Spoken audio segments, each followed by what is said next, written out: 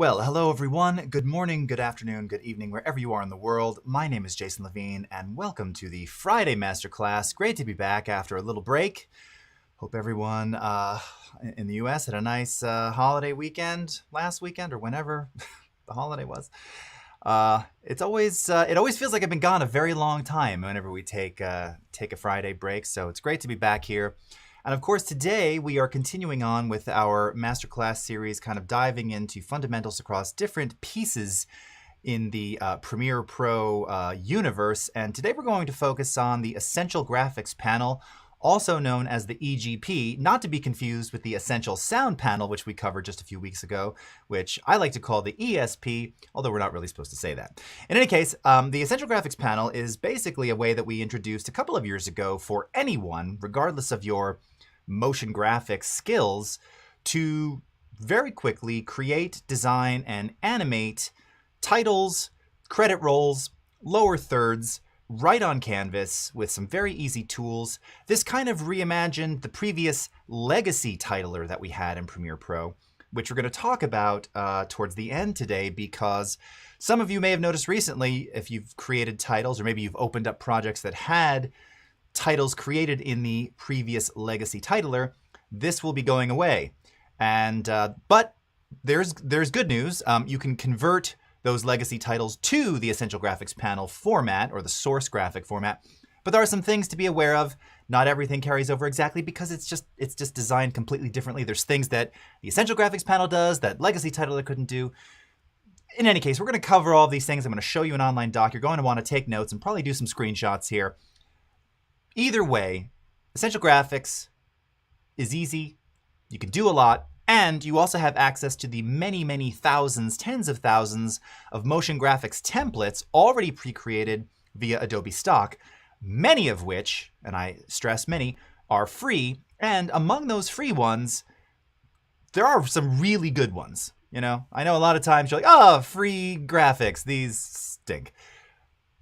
You know, they're not all brilliant. Some look like I may have designed them, and you know I'm no designer.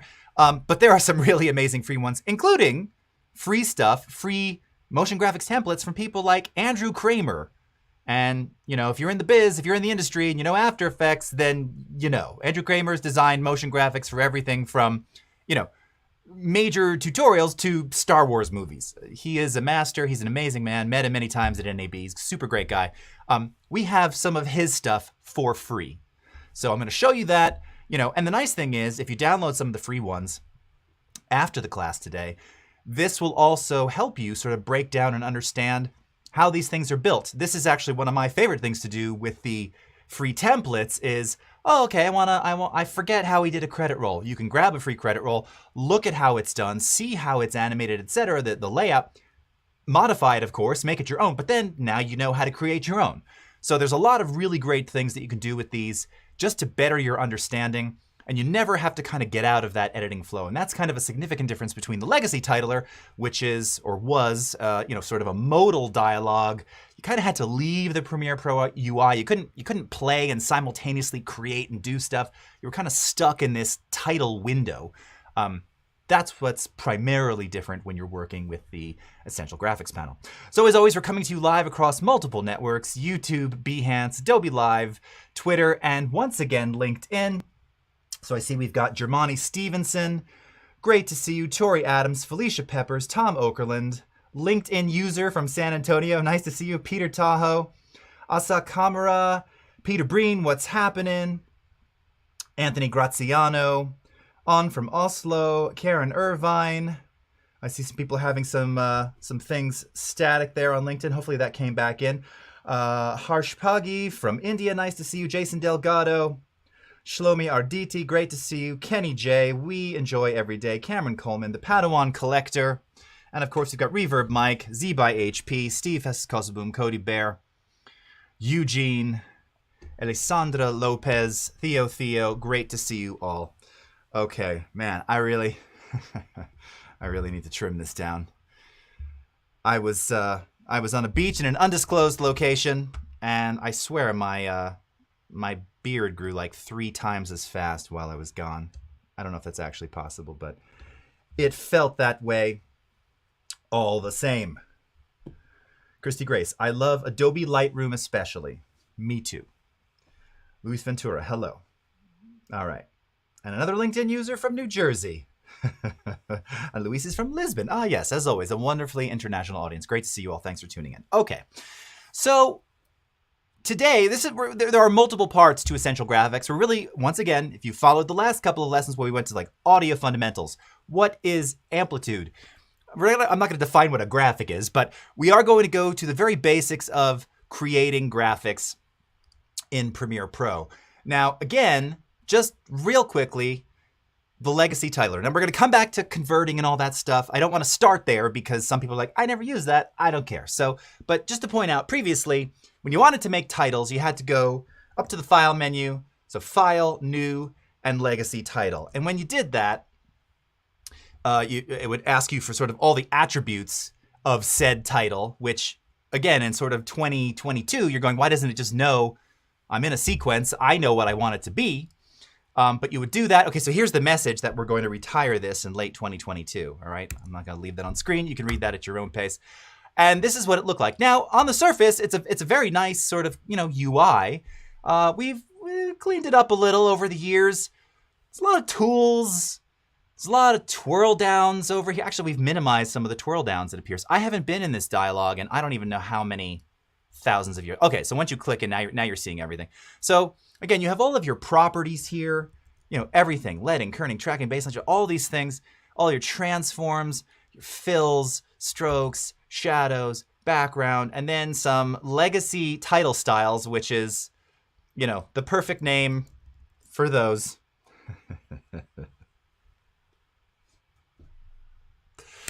If you know, you know. And this was fine. And it is fine. And some people love this. And it is nice. A little busy on the tools for my eyes. A lot of stuff going on in there.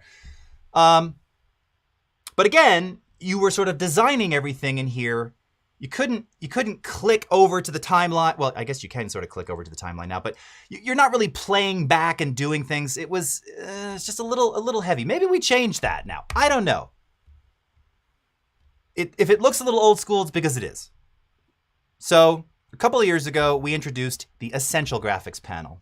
And basically, this just lets you do what you'd expect to do, which is if I want to start making titles, I just click my text tool and start typing right on the canvas, in the program monitor, okay? No extra window, no extra panel, none of that stuff, okay? If you don't have the Essential Graphics panel open, you can, of course, access it via the window menu. And I believe there's also an Essential Graphics workspace, which will pull that up as well. So again, I've got a sort of customized workspace here. You can, I see people are laughing at Legacy. You can do it however you like. Okay. Now, maybe you never do titles in Premiere. Maybe you just edit video. Maybe you do all your stuff in Photoshop. I actually tend to do still some things in Photoshop.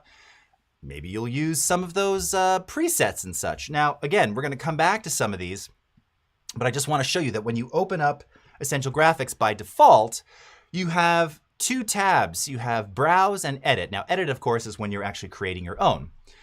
Browse allows you to browse your own templates. And here, let me just take off the search field here, as well as browse templates from within Adobe Stock. Okay, now, again, we're going to come back to this because I want to go to the fundamentals of just building them.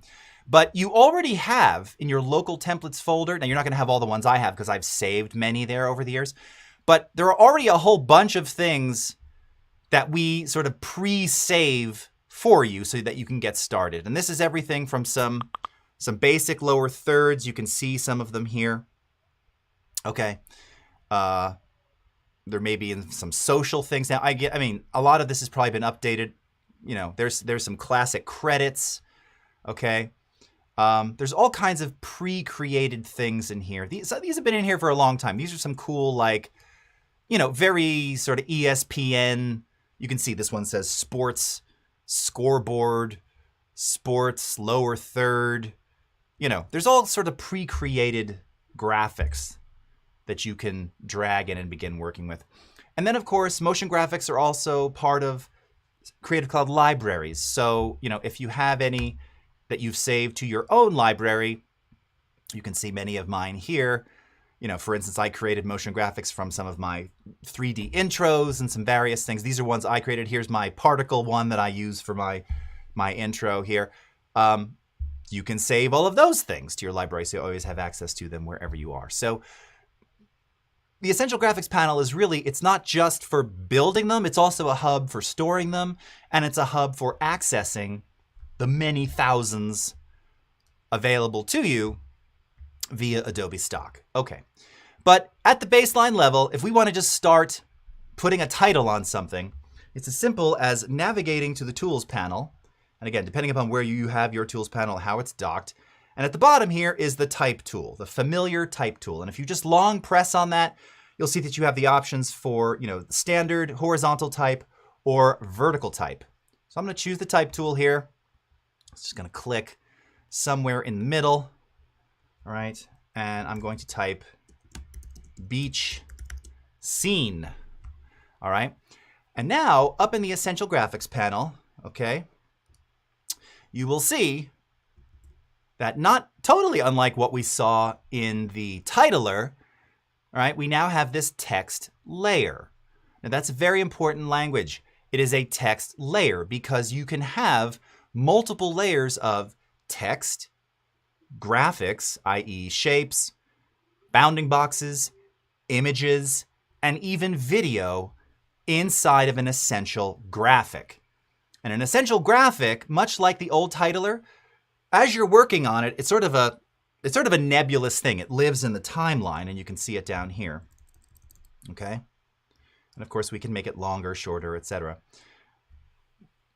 Skipping ahead in a moment, when you want to actually make that part of your project, you can do what's called upgrade that to a source graphic, and then it becomes, you know, an actual physical thing that you can move around, share, use, drag and drop into your timeline elsewhere. It just makes it easier, and it feels very much like what you would have done with the legacy titler. Okay, beach scene. Okay, so let's just kind of go through some of this. Now I might skip around just a little bit and come back to certain things. Now, right off the bat here, oh, I hate expressions. One of the first things I want to say is, again, if we want to modify this text, first of all, there's like a drop shadow on there. Let's just double click. Let me make sure I'm selected here. All right, my text. And you'll see that we have, of course, our align and transform controls. And then we have all of our Adobe fonts, our justification. I want to do this center aligned, okay? And then I can also do my align and transform, vertical center, horizontal center, all right? Very simply. Now I'm going to come back to the appearance panel here. Let's just turn off that drop shadow for a moment. Come over to my text. Now I can twirl this down. Again, these are all of your Adobe fonts. At last count, I don't remember if it's 18,000 plus 19,000. Thousands and thousands of fonts you have access to inside of Adobe Fonts. And, you know, as you select them, you'll see it will change on screen. I can, of course, make this much larger. Now, I'm not usually a fan of that kind of style, but, you know, for beach scene, I don't actually hate it. If you've watched this, you know I have terrible fonting. What's that one called? Flood standard. Someone on some chat somewhere is going, terrible. I don't hate that. Sue me. I think that actually looks pretty good. Quick thoughts on that, friends watching. Do you hate that? I like to sort of scroll through fonts. This is going to be very verbose today. I like to scroll through fonts just to find things. I have three that I rely on all the time. Futura PT, Adobe Clean, which is not readily accessible to all, and another one called it's Cooper something. Not Cooper Black. It's something else. It's a very kind of thick, bold. It almost looks like a very bold Futura. Because those tend to be sort of, Futura is like sort of always in style in the 60s and the 70s and the 80s. Now, I never know thin, thick, tall. I never know font stuff. I get terrible anxiety. All right, that font works for beach, but what do I, thank you, we enjoy every day. There you go. Thomas Benner, it's ugly and I love it. Oh, gee. Oh, man. Cody likes it. All right. All right. Eugene, try Callista. All right, let's see Callista. Let's see that one. Do I have that one? It's not coming up. It ought to be. Maybe it's not. Oh, I don't have it. Sorry, Eugene, that's why I didn't find it when I searched. Now, one other thing in here about Adobe Fonts. You'll notice that we have the Show Favorites. So when you find a font that you like, I've already forgotten what this one was called. Whoops. I may never find it again. You can favorite it. So you can see, as I mentioned, I have two favorites, Adobe Clean and Futura PT. These were sanctioned. Oh, Flood Standard. These were sanctioned by my colleagues Rufus Deutschler and Michael Shez many years ago and Paul Tranny when I used to do live streams. I said, are these okay to use? And they would say yes. Okay. All right. So that's your font stuff. And again, all of the same controls you have here in text. Okay. And then of course you have your appearance panel, right? So again, we can adjust the fill color, right? So if we wanted to do something, a little more kind of in the flavor of this, go with like an orange. I mean, that's going to be a little hard to see unless we put on some kind of a drop shadow. No, that's not good. Okay. But you know how fill works. We don't have to go into all of that. This feels and functions and works very nicely. All right. Now we're going to come back to stroke. I do want to just showcase quickly the background because this is a cool addition. Now, this is something that we added sort of Essential Graphics V2. Sometimes if you have text, particularly if you're doing like old school captions, but this can be for really anything, maybe you just want a box around it. So what this does without drawing a shape, you can still do it manually, and we don't really have to do that anymore. Essentially though, I can grow the box size, all right, if I want a box around it. I can round the corners of said box. Now, again, I'm not saying that that's great design. Even I can tell that isn't. You have the opacity of the box. Okay. I mean, what do I know? And then, of course, you have the color. So maybe we want the box color to be something. I don't know. Again, massive anxiety with this. Okay. But very quickly, we have text and a box. And most importantly, with this box as it is, it grows as you type. So it automatically rescales, resizes the box if you add that background option there. Okay? So to me, that's pretty cool. Now, the alternate way to do that, if we turn that off real briefly, would be to come back up to our layers panel up here. And when I click on new layer, you'll see that I can again create a new text layer, another text layer, a vertical text layer, couple of shapes, rectangle, ellipse, polygon, or from file. And this allows me to import image files, JPEGs, TIFF files, layered PSD files. We're going to come back to that in a little bit when we talk about credit rolls, and videos as well. All right. So let's just start with something like a shape. All right. Now, what should I do? I'll do a polygon. All right. Perfect. Oh, and it's coming up with like the default that I was messing with before. Okay, that's fine. And it also stole my thunder a little bit because there's already things on. Why did it pull up the shape I already made? That's weird. Huh, all right. Kind of stole my thunder here because you'll notice that this is no ordinary triangle, but it has multiple strokes. So the triangle itself, and of course you can resize and scale and rotate and do all sorts of things to this. But we've had and added additional multiple stroke capabilities here. So you can see I've added a couple of strokes. Give myself a stroke. These don't look very good. I can add another one here. I can let's change the color. Maybe we do again something. I kind of need like a blue, right? Something in the. All of this is kind of muted. I don't know. I struggle with color. So much anxiety. All right, let's just go light. I don't know. It's going to look terrible. That's fine. All right, make another stroke here. Well, I don't know. A little slightly creative. You design your thing. I'll design mine. All right. And again, now, when you're in stroke, I want to point this out. There's a couple of really cool options in here. So you have linear gradient and radial gradient. So you can do some really cool things with those strokes if you're a good designer. If you're a terrible designer, you can do some not great things, which is what I usually do. All right? But this was a new addition not so long ago, and I love this. I love that we have these gradients in there. You can just really, really just get kind of different cool results. Mess around with the opacity stops there. That's like way too white. All right. Anyway, you get the idea. I'm beating a dead horse with my design capabilities here. I think that looks awesome. Anyway, you have those options, and look, we could even do it here on the fill. And that's just shameful. I'm trying to stay with the sort of beach colors. Okay. It's fantastic, all right? And you get the idea. We continue to add these things, all right? So we can add any number of things. Now, we can also add video, because you may notice at the bottom of all of this, there's something here called mask with text, okay? And this is one of those things that is very sort of common and modern, where you have text and you have video playing underneath the text, right? Or it fills the space of the text. Or sometimes you have text over top of video and like the text grows as the video bleeds through it. There's some pretty cool things you can do with this. So we're gonna hit that in a second. Before we get there, let's go back up to the top though to talk about this thing here, responsive design positioning.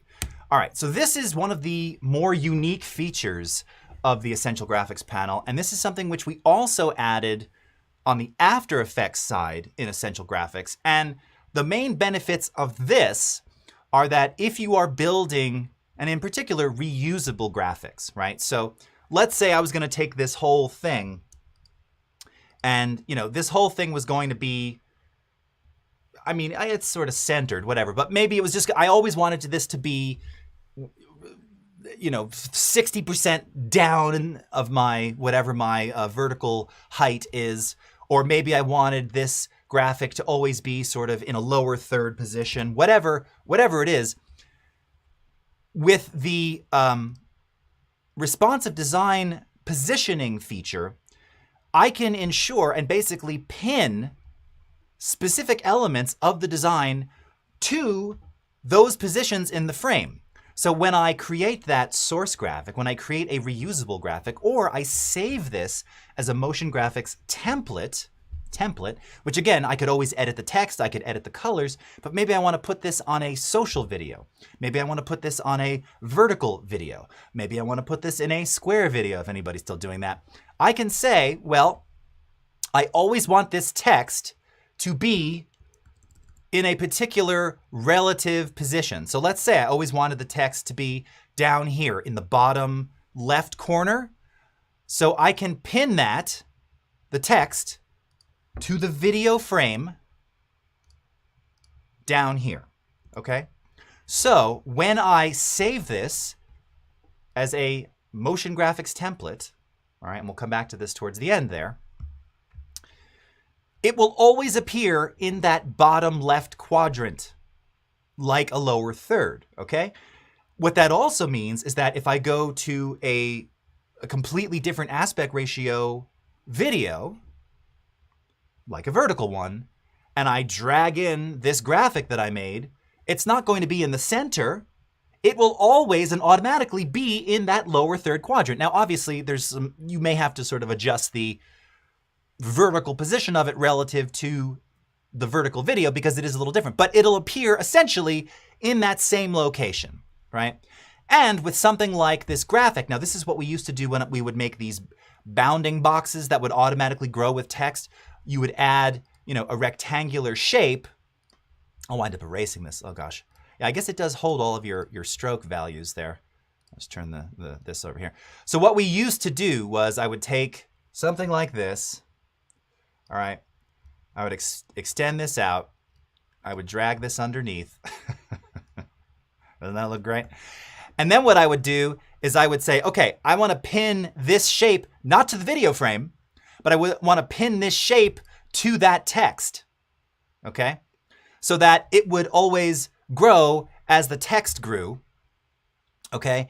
And then because of that, the shape and the text would always be in that lower third area. That's how we would have done that before that background option that I showed you before. You don't have to do that anymore, all right? Let's just get rid of all of that. Okay. But I think you get the idea. So you have a lot of flexibility here. I'm trying to undo all of this to get back to where we were. There we are. With how you sort of bring these elements in. And then if you're creating things to be used later as templates, you have this responsive design positioning. Michelle Caldwell, font anxiety is a real thing. I know. The Beach Boys starts playing in the background. Can I use ping with alpha, Leonardo? Yes, you can.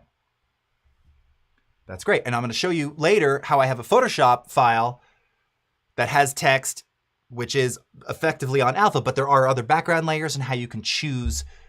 You don't, if you just create a regular PSD, you don't even have to sort of export ping with alpha. You can, but this gives you a little more flexibility. So we'll get to that. All right.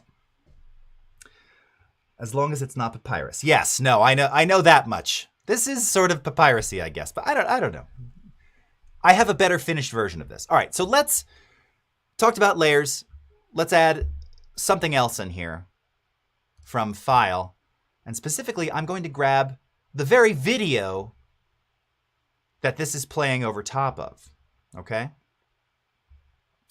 Now, the reason for this, actually, you know what? Hold on, let me redo one thing. I'm going to start this.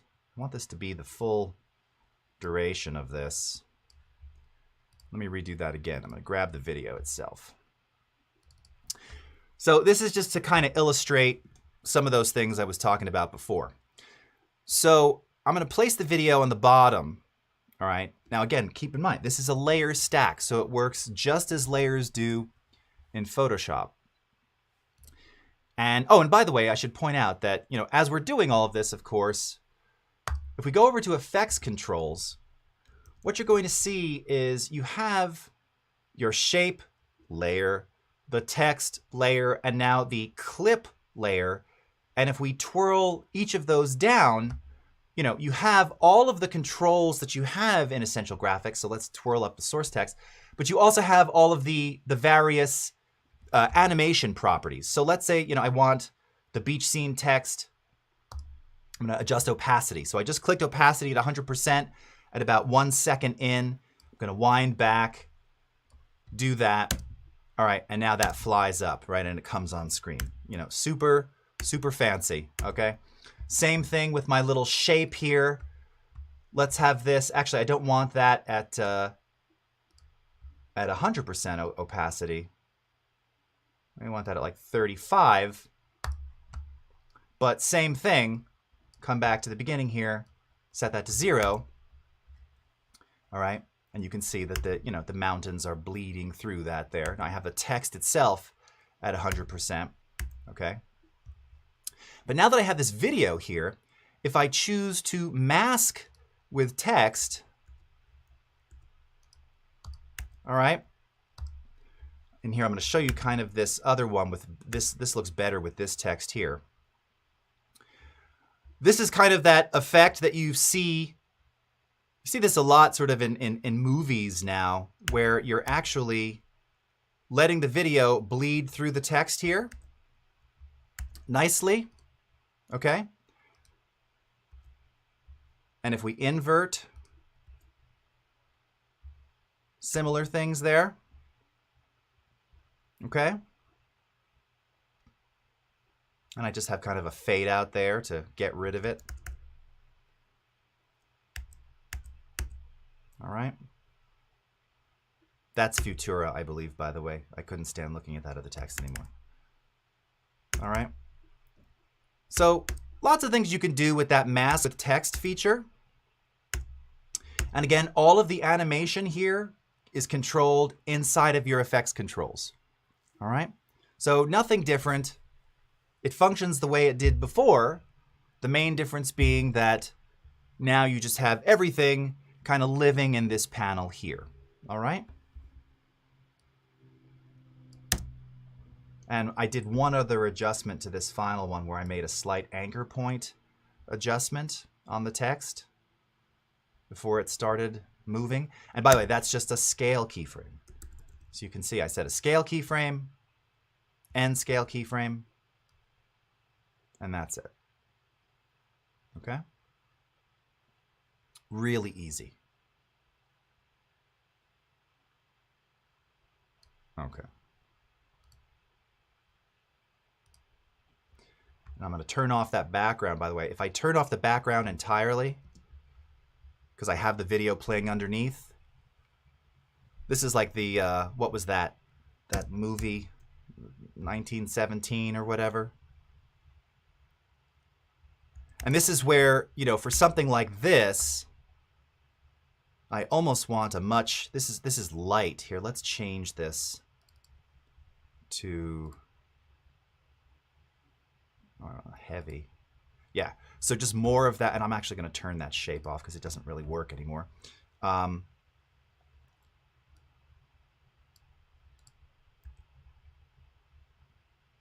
Right? Very cinematic.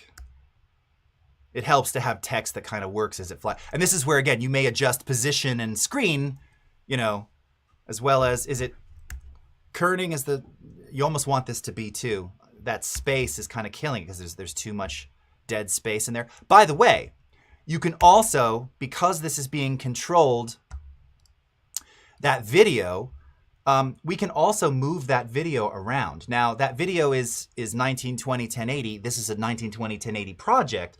So maybe we want to like scale up the video. So you can see as I'm scaling the video behind it, so that there's just like more interesting things happening there. I can move the video around, okay? It just depends what you want to do, but you get the idea here. And if I change that, I'm going to get rid of that space. Okay. Play this back. Yeah, so now as it kind of flies off screen, you're kind of in it. And then you could see how I would fade that out and then fade up the actual video underneath it, something like that, okay? So I love doing this. Again, this is like not new, but this is just one of those, you see this a lot now in title sequences and production. It's just a really easy way to mask with text, okay? That looks pretty cool. Great shot. I didn't film that, unfortunately. That's Adobe stock footage. Stranger Things intro uses similar. Yes, correct. Yeah. So that, again, is the mask with text feature. Now, the key and the thing that is sometimes a little confusing for people is the video that it's masking is in the essential graphic. So it's not doing it off of the video layer underneath. There's different ways to do that, but not here. If you want to do this with this feature, this is how you do it. All right. So it's maybe not quite as intuitive, but once you know how to do it, then it's super easy. And again, then you can use crossfades and things to just pick up where that video left off. You can see I have the original underneath. So what I would probably do, you know, is I could trim this accordingly and do a fade up or something. Let's see if this works. Fade this up. Oh, now they're fading off of each other. Oh, wait, let's see. Does that work? Yeah, there you go. Okay. I know what I'm talking about. It's that week back. I'm telling you, the week away. My mind just, I lose it a little. Okay, so, you know, let's play it. Beach scenes. Very nice. Oceans coming through the S. Very flowy. Again, that character doesn't work so well there, but you get the idea. Okay? We like it? That right there, that's beautiful. I love it. I just love how the people are also sitting kind of, you know, precociously in the background or surfing, whatever. Okay. All right. 90210. Very good. Okay. So we've got a couple minutes before I need to get to Legacy Titler. I want to talk about creating credit rolls or rolling credits. Okay. This has also been kind of redone and, you know, again, maybe you don't use a credit roll. Maybe you'll go to essential graphics. And if we just type in credits,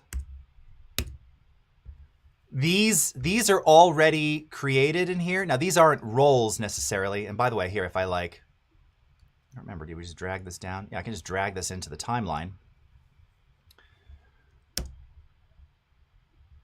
Oh, and that font is very, there you go. Okay, it just took a second. You can see these kind of reveal themselves. It's 150%.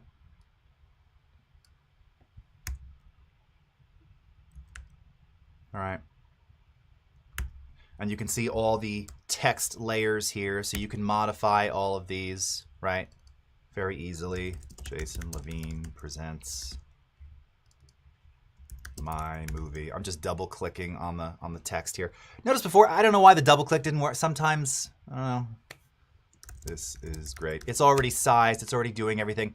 And by the way, this is all, it's instantaneous. You make the change. You see it on screen. Okay. But specifically, if you're trying to do something like a role, and I think we have credit roles in there, but it's easy. And I'm going to show you two methods.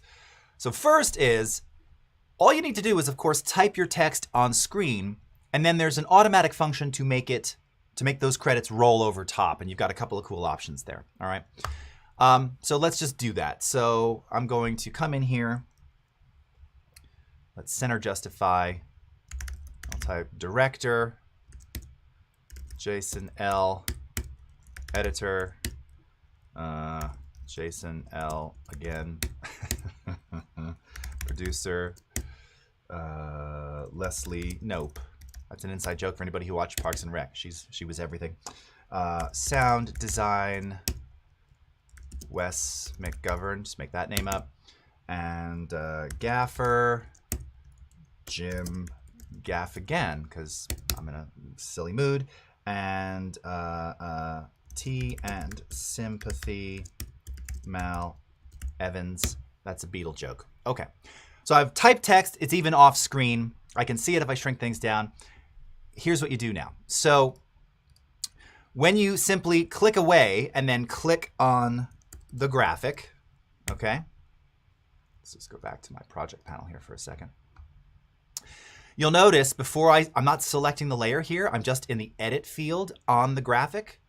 So we have this responsive design time. Now this is another thing. If you have animation, specifically something like a lower third, where maybe text animates on over a specific amount of time, and then it lingers, and then it animates off over a specific amount of time, you can set the responsive design time to always preserve a specific animation.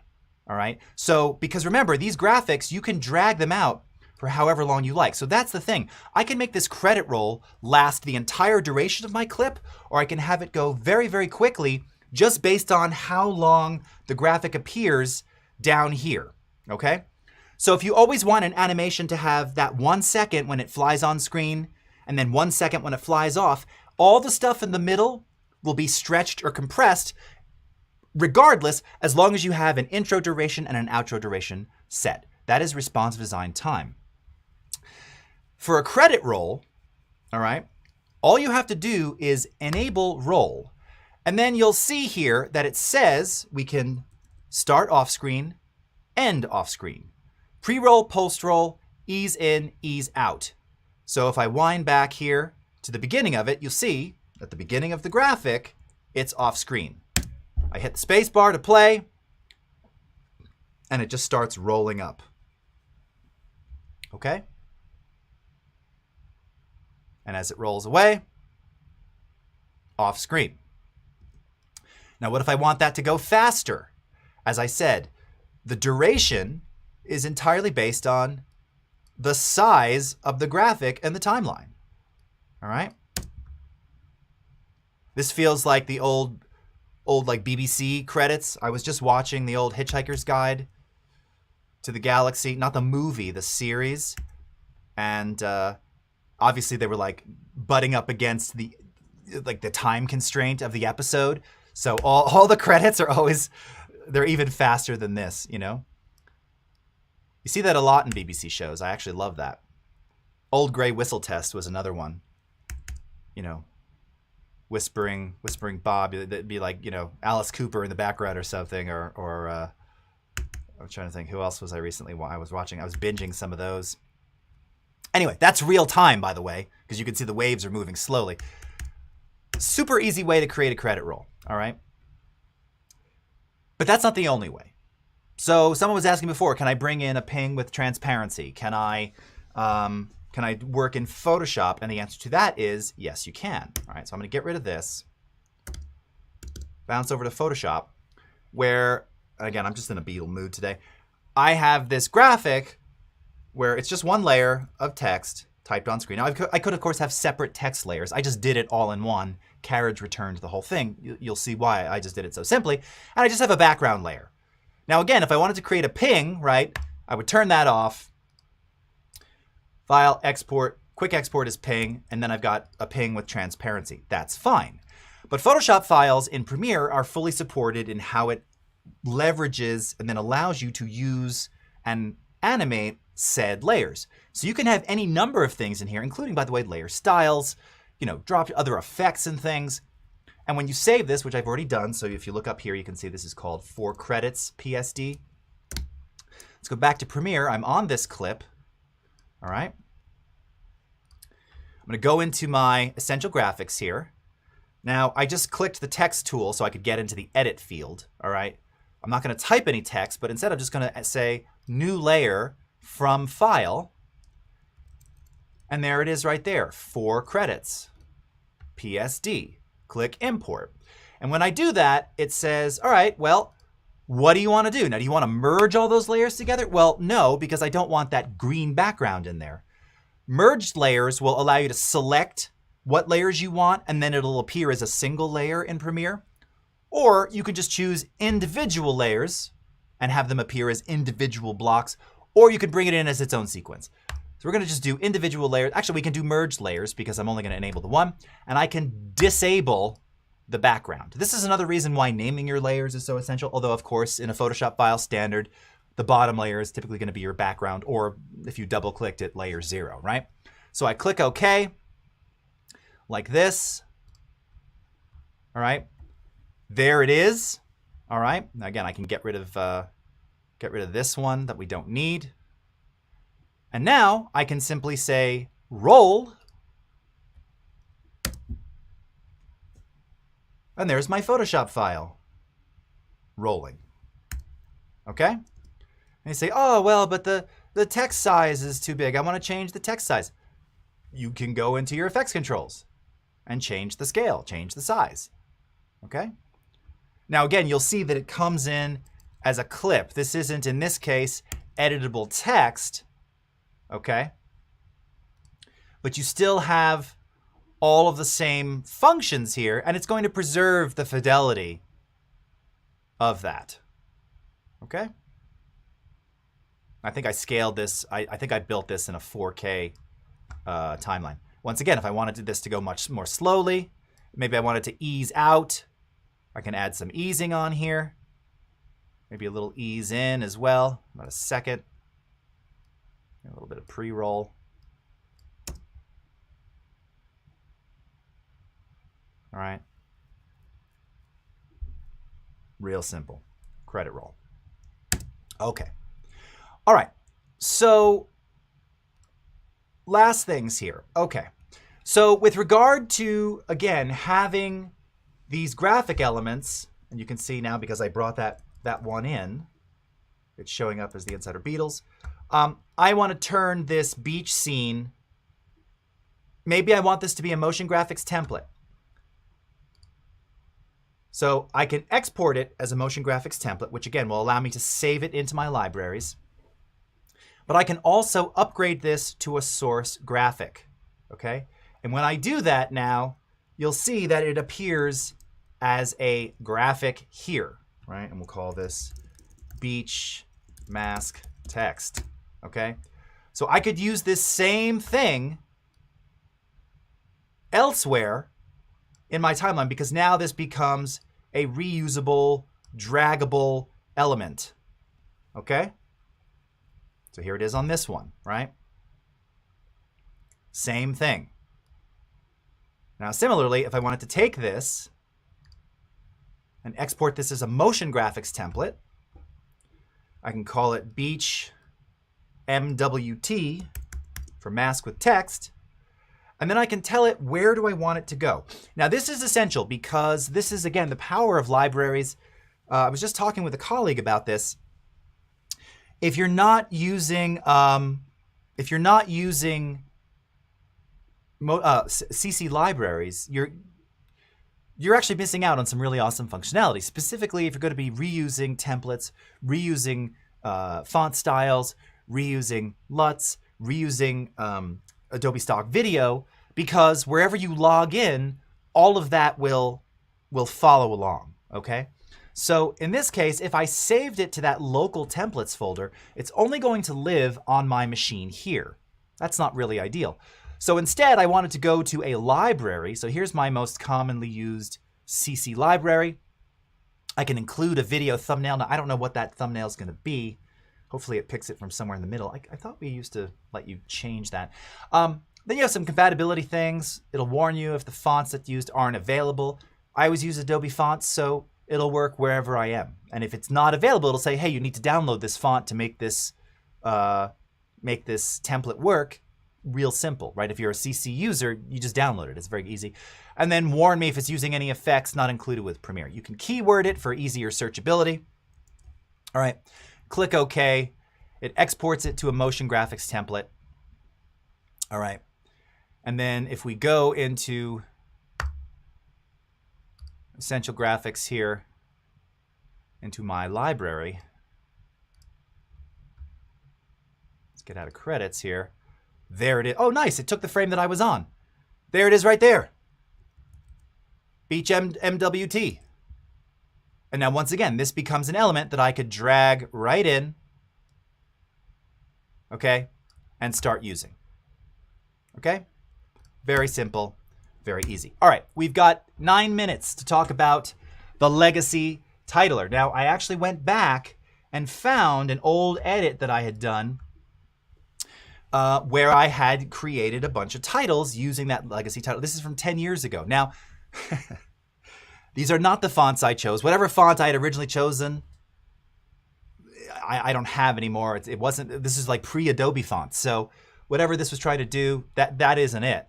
But the point is, you can see that to do these 2 layers of text and this little sort of animated box right here, which is basically just opacity, it took 3 elements to do that, okay? And if I twirl these down here, here are all of those titles. So if I wanted to convert this to a new motion graphics source graphic, I could select one or select all, come up to here and upgrade legacy title or upgrade all legacy titles, okay?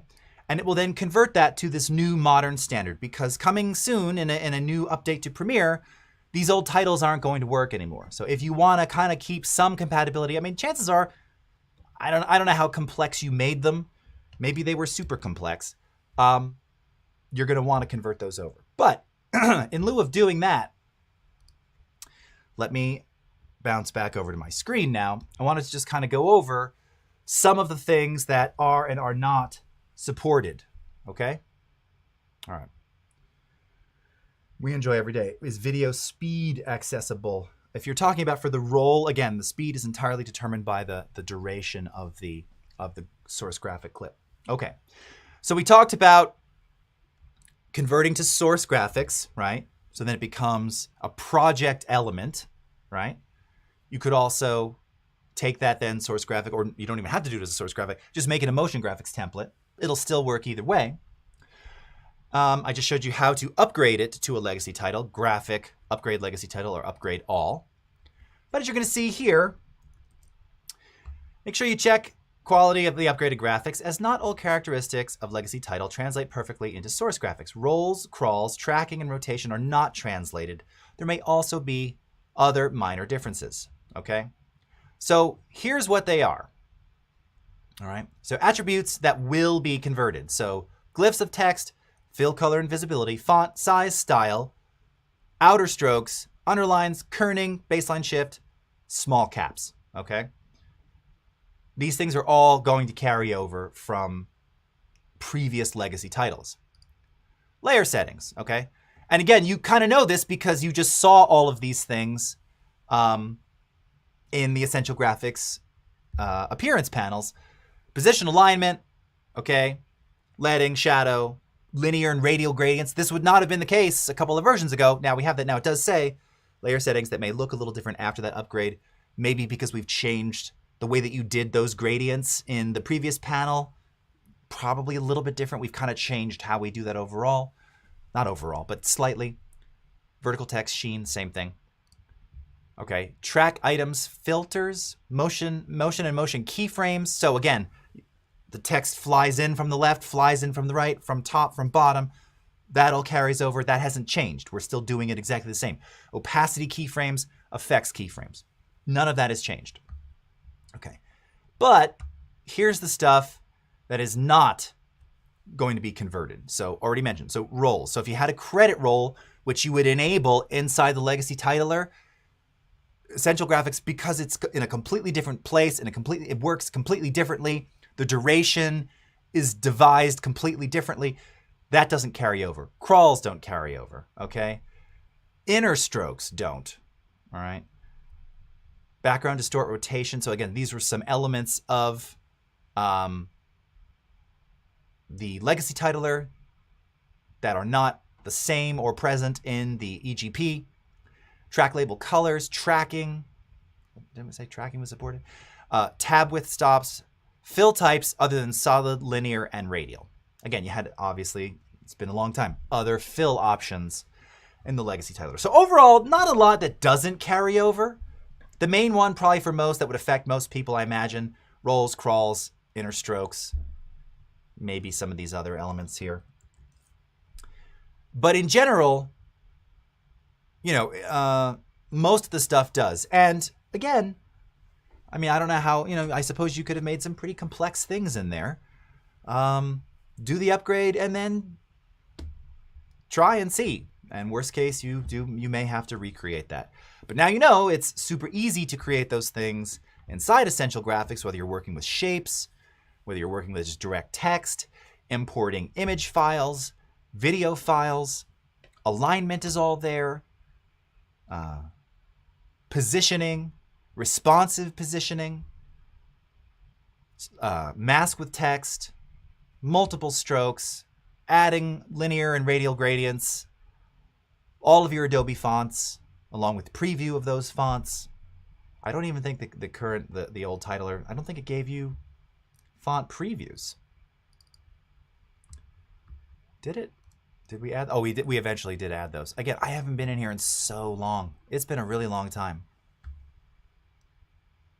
All right. Legacy title styles. Always with these. It's always the blue italics with a blue gradient, or this, you know, this. What, how?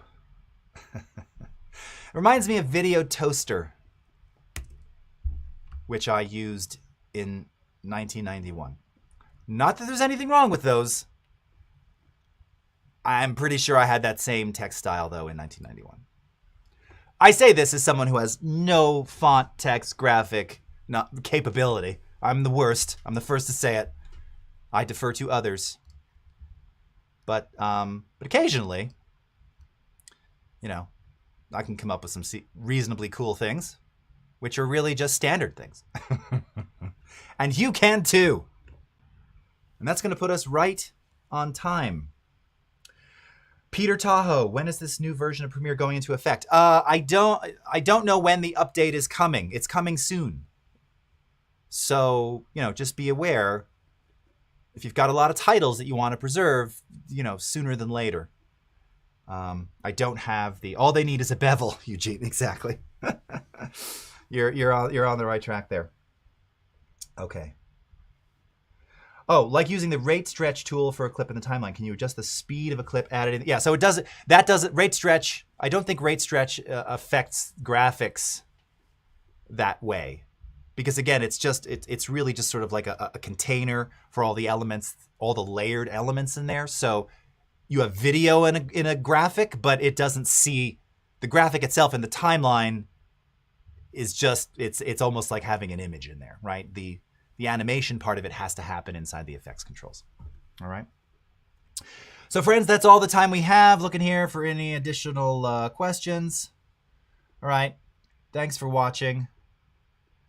Isn't it easier to just make the MOGRT in AE? Yeah, so now again, just real quick, we have like 10 seconds. It's no easier. The difference is Premiere's MOGRTs have limited effects capabilities. In After Effects, anything that you can do in After Effects can become a motion graphics template. So 3D, particles, whatever it is you're doing, all of that, as in you saw in some of my own, 3D animated Illustrator text, yes, you can make all of that in After Effects. So After Effects just gives you more when making MOGRTs. Premiere is going to allow you to use its sort of native effects, maybe third-party ones, but basic shapes, basic text, basic animation, and that's the deal. My friends, thank you so much. The DCC is coming up next, so we will see you again next time. Take care, everybody. Bye-bye.